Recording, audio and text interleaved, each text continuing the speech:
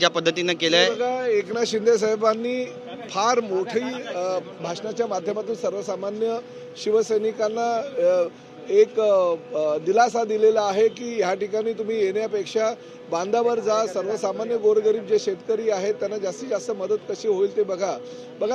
राजकीय व्यासपीठावर एकमेकावर टीका टिप्पणी होतच राहते, परंतु शेवटी शिवसैनिकांना जे हवं होतं, विचारांचं सोनं जे मिळणार होतं ते आज शिंदे साहेबांच्या मुखातून मिळालेलं हेच विचार शिवसेना प्रमुख आदरणीय बाळासाहेब ठाकरे जेव्हा शिवतीर्थावर भाषण करायचे तेव्हा ते द्यायचे.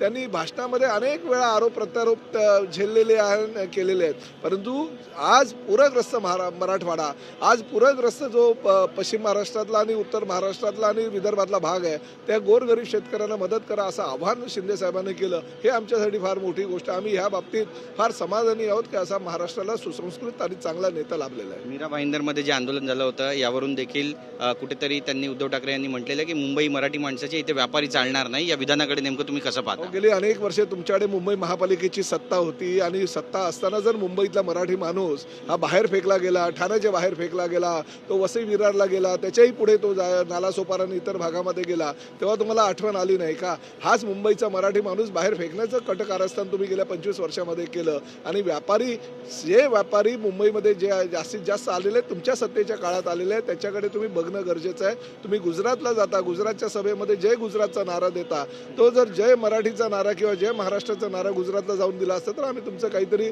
योग्य ह्या महाराष्ट्रासाठी योगदान आहे असं म्हटलं असतं. राज ठाकरे उद्धव ठाकरे एकत्र येणार यावरून देखील त्यांनी भाष्य केलेलं आहे की आम्ही एकत्र आलो ते एकत्र राहण्यासाठी. कसं पाहता आणि पुढच्या भविष्यातला तुम्ही राज ठाकरे आणि उद्धव ठाकरे हे एकत्रच होते, ठाकरे परिवाराचे सदस्य होते. तुमच्या जाचाला कंटाळून ते 19 वर्षापूर्वी बाहेर गेले. आज तुम्हाला गरज आहे, तुमच्या पक्षाची वाताहत झालेली आहे, तुम्हाला काँग्रेस आणि राष्ट्रवादी बरोबर हिरव्या शाली पांघरून फिरायची आता सवय झाली आणि अशा वेळेस राज ठाकरेंना तुम्ही गोंजारताय. तुमच्या स्वतःच्या स्वार्थासाठी राज ठाकरेंना गोंजारताय. तुम्ही का वैयक्तिक तुमचे कौटुंबिक संबंध आहेत, भाऊ आहेत म्हणून नाही, तुम्हाला राजकीय स्वार्थ त्या पाठीमागे दिसतोय म्हणून राज ठाकरेला एवढे तुम्ही कुरवाळताय. भगवी शाल पांघरलेले गाढव हे शिवसैनिक कधीच होऊ शकत नाही, नाव न घेता टीका केली. नाही, भगवी शाल फक्त आणि फक्त बाळासाहेबांचीच देण आहे. बाळासाहेबांनी जी भगवी शाल एकनाथ शिंदे साहेबांच्या खांद्यावर टाकलेले ते हिंदुत्वाचे विचार घेऊन एकनाथ शिंदे साहेब मार्गदर्शन करतायत आणि तुम्ही मात्र हिरव्या शाली पांघरलंय हे सर्वसामान्य जनतेने बघितलंय.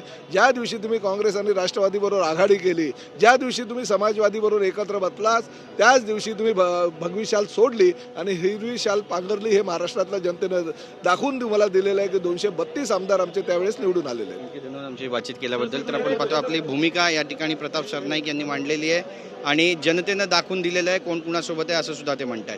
कॅमेरा पर्सन रोशन गायकवाडचं, गिरीश गायकवाड, TV9 मराठी, मुंबई.